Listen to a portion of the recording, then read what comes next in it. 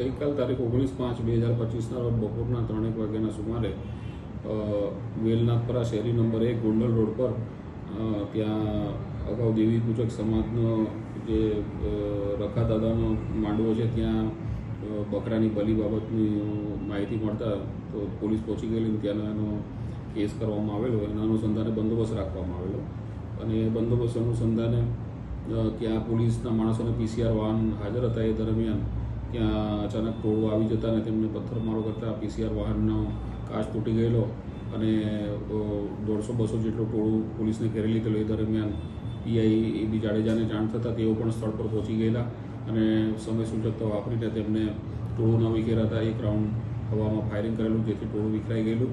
અને આ બાબતે પથ્થરમારો થતાં પોલીસના માણસો હેમરાજ વ્રજલાલ મારવાણીયા છે ASI, એને હાથના ભાગે ઈજાઓ થયેલી અને બીજા પોલીસ અન્ય માણસોને પણ ઓછી વધતી ઈજાઓ થયેલી.